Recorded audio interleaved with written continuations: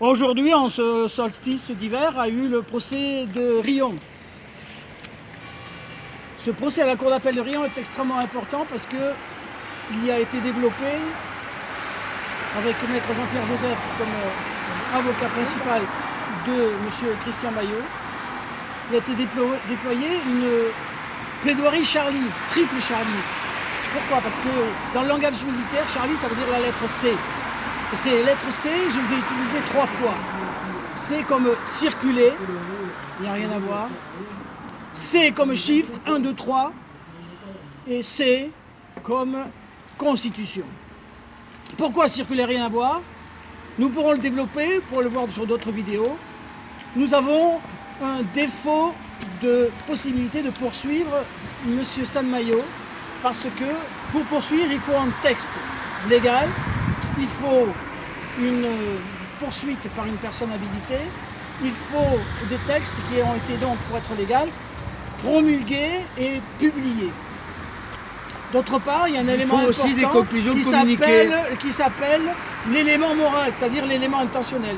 Tout ça, c'était pour demander la libération de Christian Maillot, qu'il a demandé lui-même dans son acte d'appel. Son acte d'appel, il n'y avait donc pas besoin de le répéter, c'était « je demande d'être libéré ». Donc les conclusions n'étaient pas nécessaires sur ce point-là, puisque c'était évident que c'est lui-même qui l'avait demandé. D'ailleurs, sa demande de libération à laquelle le tribunal a répondu, la Cour d'appel a répondu, elle était évidente, puisque pour la Cour, c'était déjà recevable. Ça veut dire que la Cour devait répondre à une demande qui était formulée explicitement de façon recevable.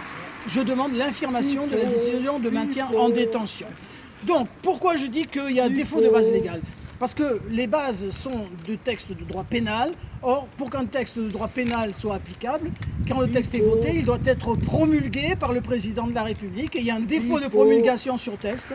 Il y a un défaut de publication de ce texte, parce qu'il y a dans les juridictions de Bayonne, dans les juridictions de Tarbes, la preuve que les textes n'ont pas été publiés au journal officiel, et nous avons des écrits que nous fournirons dans les vidéos démontrant que le texte de droit pénal, on ne sait pas quand il est arrivé. Or la Cour de cassation est catégorique là-dessus.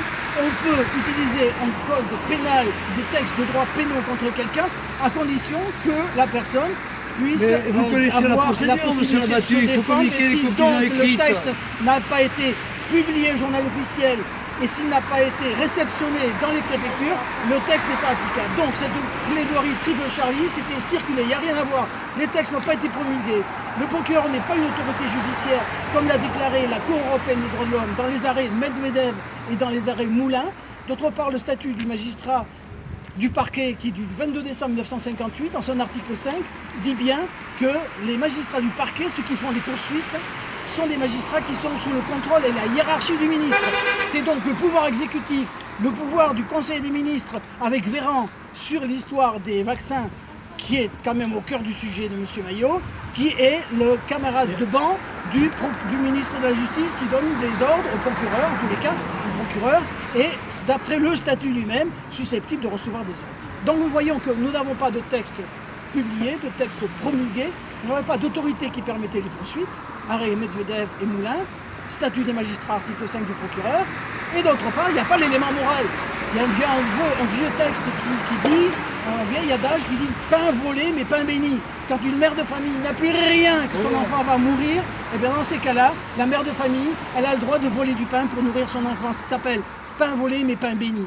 Donc ça veut dire que quand il y a un cas de force majeure, et quand on est occupé par l'occupant et qu'on a la possibilité de faire percer le tank de l'adversaire qui va venir, c'est peut-être pas légal, diront, mais en tous les cas, c'est un moyen de cas de force majeure pour arriver à sauver la situation. Or, c'est un élément moral, c'est-à-dire il n'y a pas aucune infraction de M.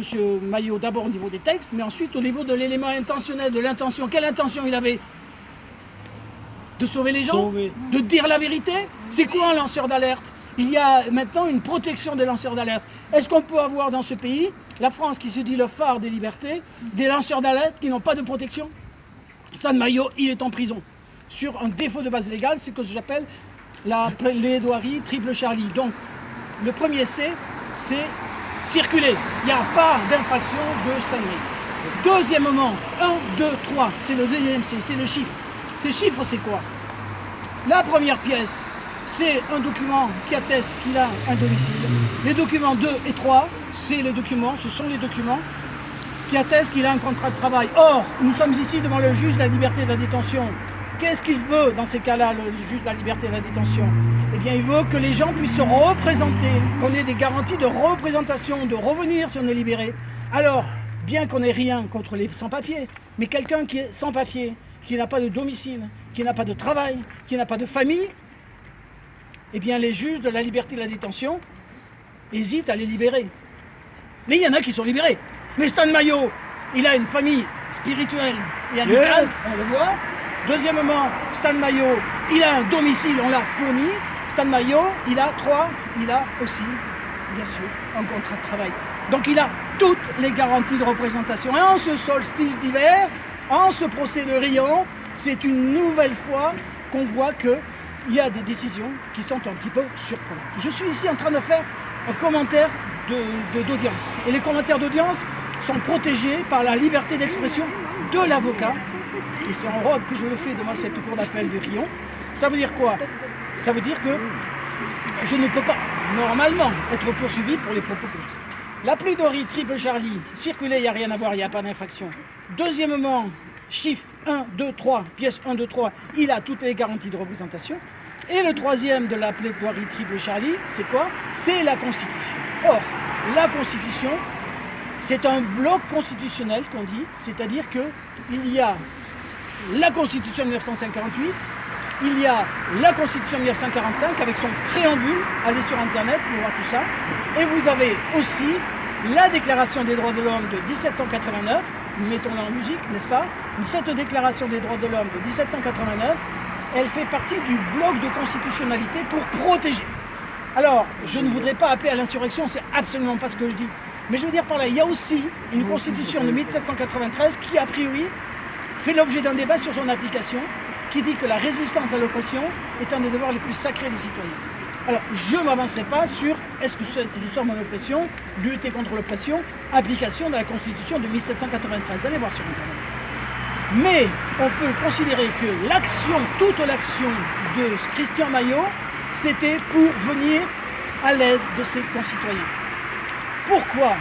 Parce que sous l'empire de la Convention européenne des droits de l'homme, qui protège la liberté d'aller et de venir, la liberté de la santé, quand on voit les textes d'Oviedo, de Nuremberg, sur le consentement éclairé à propos de la situation de santé, eh bien on se rend compte qu'il y a deux problèmes. Et là, je ne vais pas faire un débat aujourd'hui maintenant médicalement. Il suffit d'ouvrir tous les journaux, même mainstream, pour voir qu'on reconnaît les choses qui apparaissent de plus en plus. L'histoire des 2% de lits, l'histoire des effets secondaires. Et puis en amont, parce que là, le problème, il est là, c'est cet état d'urgence avec les masques. Il y a encore quelques minutes, quelques heures, une psychologue disait sur CNews, et c'est la compagne apparemment, d'après ce qu'on dit, je ne vous pas le secret, du médecin Blachier, que le masque chez les enfants provoquait des choses terribles.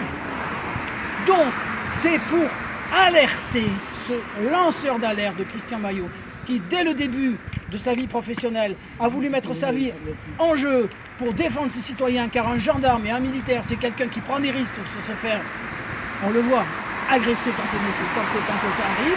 Donc il a fait ça par altruisme, par charité, je dirais au sens le plus large, pour sauver, pour alerter, pour que les pouvoirs publics, et les pouvoirs publics c'est quoi?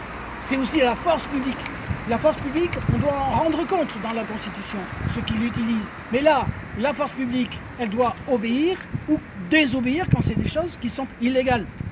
Quand j'étais dans l'école militaire, en 1968, c'est pas récent, ça a changé depuis, voilà ce que nous apprenait à dire. L'obéissance faisant la force principale des armées, il importe que tout subordonné, tout supérieur, reçoive de ses subordonnés une obéissance immédiate et de tous les instants. La réclamation est possible une fois que l'ordre est exécuté. Il y a un nouveau statut après. Stan est maintenu en tôle. Alors que la décision elle est illégale, illégitime parce qu'il n'y a pas les rôles. On va le dire après. Libérer Stan, la décision, il faut faire appel tout de suite parce qu'elle n'est pas valable. Vu qu'il n'y a pas les rôles sur la porte, c'est pas valable. D'accord, mais on va le voir après. Je continue la démonstration. Maintenant, on est le cœur du sujet. Qu'est-ce qu'il a fait? Lanceur d'alerte avec ses anciens collègues. C'est pas diffusé à tout le monde de la même façon que le ferait un autre. C'est diffusé à ses collègues et pas de façon agressive, en distribuant des chocolats, en discutant. Après tout, les syndicalistes, qu'est-ce qu'ils font? Ils vont sur les lieux de grève, ils discutent avec les gens, ils alertent. Qu'a fait Christian Maillot? Lui a voulu expliquer tout ça. Il a expliqué à propos des conséquences de l'état d'urgence, les graves dangers qu'il y avait. Et ça, c'est le travail, c'est l'obligation d'un lanceur d'alerte, surtout quand il a fait partie des forces de l'ordre, pour alerter les forces de l'ordre, justement, sur le danger d'une obéissance aveugle. On a vu le procès de Nuremberg, des gens qui ont obéi aveuglement. On a vu des gens qui obéissent et qui après se font sanctionner. On le voit dans les répressions des manifestations. Donc, lui, son travail, c'était un travail de charité, je dirais presque de syndicalisme, bien que le syndicalisme ne soit pas autorisé dans l'armée, il y a des gens qui se demandent pourquoi d'ailleurs, pour alerter les autres gendarmes sur les dangers. Parce que la force publique, elle est faite pour quoi? Elle est faite pour protéger les gens. Est-ce que les gendarmes sont là pour sanctionner ceux qui veulent empêcher des enfants ou des personnes d'être malades, ou est-ce que les gendarmes sont là pour faire ce qui est parfois des actes qui ne sont pas forcément prévus par la loi dans ce sens-là, mais comme je le disais, pas un volé mais pas un béni. Quel est l'objectif? Quel est le droit qui nous dit qu'il y a l'élément moral, l'élément intentionnel? C'était pas l'intention de commettre un délit. D'abord, il n'y a pas de texte, on l'a dit tout à l'heure.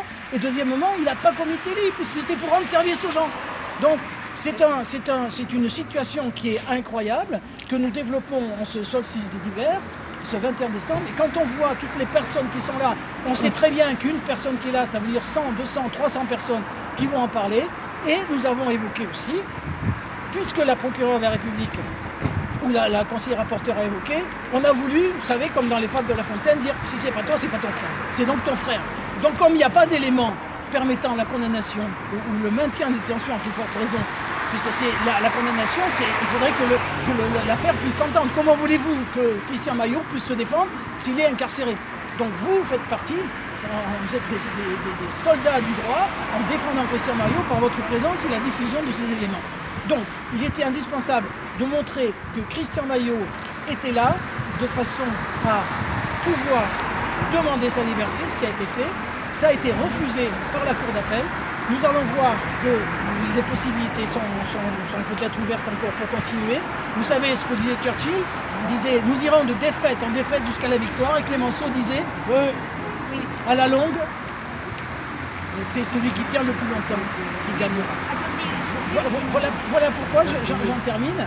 Nous avons évoqué aussi, puisqu'on nous parlait d'Éric Fiorilde, qui n'a pas de rapport directement ici, sur le fait qu'il y a quelque temps, il y avait une association qui s'appelait Gouvernement provisoire de la monarchie française. Elle a été dissoute par le tribunal de Bayonne, dissoute par la Cour d'appel de Pau, interdiction de réunion, expulsion des locaux.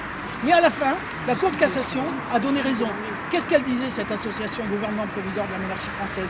Qu'il y avait un problème de légalité sur les institutions actuelles. Alors si c'est ça qu'on veut reprocher, parce qu'on dévie le débat pour permettre ce qui se fait, eh bien il faut dire que ce n'est pas le sujet pour Christian Maillot. Le sujet, c'est qu'il a voulu faire le nécessaire pour protéger les gens. Et c'est le combat juridique. Il a fait une demande pour être libéré. Il y a une décision qui le maintient en tôle. Voilà. Combien de temps on doit faire appel de cette décision? Combien de temps on a pour faire appel de la décision? Alors là, pour que la décision, on puisse faire appel dessus et que cette décision-là, qui soit maintenue en tôle, soit pas valable, je pense qu'il y a un argument. C'est que c'est nul et non avenu. Parce qu'en fait, il n'y a pas le nom des rôles. Il doit y avoir le nom des rôles sur la porte ou sur leur pupitre devant. On n'a pas leur nom, leur prénom. Et j'ai dit à la juge en sortant devant des dizaines de témoins, j'ai demandé, Madame la procureure, est-ce que c'est légal? Elle m'a dit oui. Vous avez dit, maître, vous lui avez dit que le procureur, d'ailleurs, j'ai entendu, la Cour européenne l'a dit, ils ne sont pas valables parce qu'ils sont avec le parquet. Oui, bien sûr. Non, le parquet, c'est les juges. Voilà, ils sont avec le ministre, donc il n'y a pas d'indépendance. Voilà. Donc, et là, il faut faire appel en urgence. Stan, il a demandé une libération. Parce quand on fait appel, il est présumé innocent. Donc, il peut être libéré s'il n'y a pas de risque. Il n'y a aucun risque parce qu'il n'y a pas de victime. Il est accusé de certaines choses, il aurait voulu faire telle chose. Peut-être. Quoi qu'il en soit, il n'y a pas de risque, donc il peut être libéré et être rejugé sur l'affaire pour laquelle il est en tôle. Et là, Stan, ce qu'il demandait, il a fait appel sur son affaire pour laquelle il est mis en tôle. Sauf qu'il est en préventive, parce que là il est considéré innocent. Quand on fait appel, il est considéré innocent, d'accord? Regardez, il y a des témoins là, ils voient ça, ils soutiennent Stan. On les connaît même pas. Donc, c'est ce que je suis en train de dire, pour faire simple et clair. Stan, il est maintenu en tôle. Aujourd'hui, c'est une décision. Il a fait appel sur la condamnation précédente qu'il a eue. Donc les juges ont dit oui, l'appel de Stan est accepté, mais il a fait aussi une demande de libération parce qu'il n'est pas un danger. Pourquoi on le maintient en prison? Et en fait, ils ont dit pour ça, il reste en tôle. Mais qu'est-ce qu'il risque? La procureure, apparemment, elle dit oui, et pour les victimes, c'est un danger. Quelle victime? Les juges. Ils ont dit qu'il faut qu'il reste en prison parce que pour ne pas mettre la pression sur les victimes. Mais il n'y a pas de victimes. Il n'y a aucune victime. Alors, important.